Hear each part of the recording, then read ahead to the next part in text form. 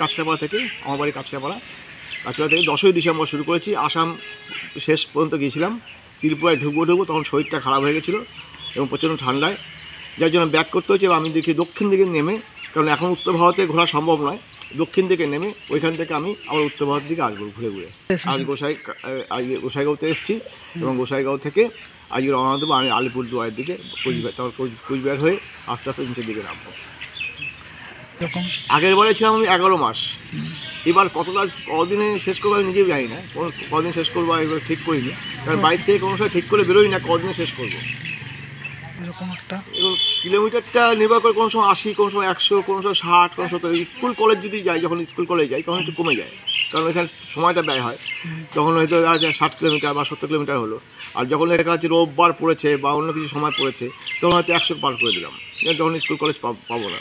সেই জন্য স্কুল, আপনারা জানেন যে গরমের সময় প্রচণ্ড গরম পড়ে বা শীতের সময় ঠিক পড়ছে না, বর্ষার সময় বর্ষা হচ্ছে না, এবং আমাদের তাপমাত্রা ক্রমশ বাড়ছে। আর বেশি না, 3-4 ডিগ্রি হলে পৃথিবী ধ্বংসের দিকে চলে যায়, বেশি হয়ে গেল মানে অবস্থা। প্রচুর গাছ কাটা হচ্ছে, পরিবেশ পুকুর নদীনালা বন্ধ হচ্ছে। অচেতন সরকার চলছে একটা, মানে যদি বলি আমরা বলতে পারি, মানে এটা যদি আমরা যদি সচেতন না হই, এবং শুধু সরকার বললে হবে না, আমরা মানুষ যদি সচেতন না হই ততক্ষণ পর্যন্ত আমরা কোনোদিন খেয়ে হতে পারবো না। মানে প্রচণ্ড গরম পড়ছে, ঠান্ডার সময় ঠিক কোনো ঠান্ডা পড়ছে না, বর্ষার সময় বর্ষা হচ্ছে না। এই যে ব্যাপারটা চলছে, এটা কিন্তু খুব মারাত্মক ক্ষতিকারক।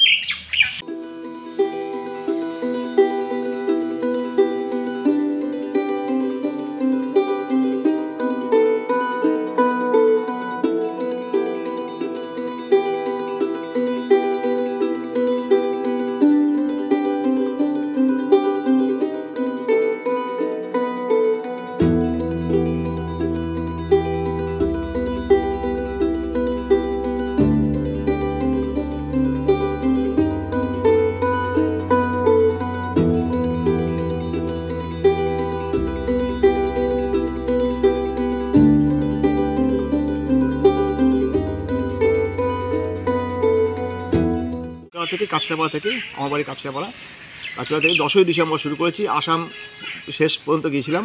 ত্রিপুরায় ঢুকবো তখন শরীরটা খারাপ হয়ে গেছিলো এবং প্রচণ্ড ঠান্ডায়, যার জন্য ব্যাক করতে হয়েছে। এবং আমি দেখি দক্ষিণ দিকে নেমে, কারণ এখন উত্তর ভারতে ঘোরা সম্ভব নয়, দক্ষিণ দিকে নেমে ওইখান থেকে আমি আবার উত্তর ভারতের দিকে আসবো ঘুরে ঘুরে। আজ গোসাইগাঁওতে এসেছি এবং গোসাইগাঁও থেকে আজকে রওনা দেবো আমি আলিপুরদুয়ারের দিকে, তারপর কোচবিহার হয়ে আস্তে আস্তে নিচের দিকে নামবো। আগের বারে ছিলাম আমি 11 মাস, এবার কদিনে শেষ করবো আমি নিজেও জানি না, কদিন শেষ করবো এবার ঠিক করিনি, কারণ বাড়ির থেকে কোনো সময় ঠিক করে বেরোই না কদিনে শেষ করবো। এরকম একটা কিলোমিটারটা নির্ভর করে, কোনো সময় 80, কোনো সময় 100, কোনো সময় 60, কোনো 70। স্কুল কলেজ যদি যাই, যখন স্কুল কলেজ যাই তখন একটু কমে যায়, কারণ এখানে সময়টা ব্যয় হয়। তখন হয়তো 60 কিলোমিটার বা 70 কিলোমিটার হলো। আর যখন দেখা যাচ্ছে রোববার পড়েছে বা অন্য কিছু সময় পড়েছে, তখন হয়তো 100 পার করে দিলাম, যখন স্কুল কলেজ পাবো না। সেই জন্য স্কুল, আপনারা জানেন যে গরমের সময় প্রচণ্ড গরম পড়ে বা শীতের সময় ঠিক পড়ছে না, বর্ষার সময় বর্ষা হচ্ছে না, এবং আমাদের তাপমাত্রা ক্রমশ বাড়ছে। আর বেশি না, 3-4 ডিগ্রি হলে পৃথিবী ধ্বংসের দিকে চলে যায়, বেশি হয়ে গেল মানে অবস্থা। প্রচুর গাছ কাটা হচ্ছে, পরিবেশ পুকুর নদীনালা বন্ধ হচ্ছে। অচেতন সরকার চলছে একটা, মানে যদি বলি আমরা বলতে পারি, মানে এটা যদি আমরা যদি সচেতন না হই, এবং শুধু সরকার বললে হবে না, আমরা মানুষ যদি সচেতন না হই ততক্ষণ পর্যন্ত আমরা কোনোদিন খেয়ে হতে পারবো না। মানে প্রচণ্ড গরম পড়ছে, ঠান্ডার সময় ঠিক কোনো ঠান্ডা পড়ছে না, বর্ষার সময় বর্ষা হচ্ছে না। এই যে ব্যাপারটা চলছে, এটা কিন্তু খুব মারাত্মক ক্ষতিকারক।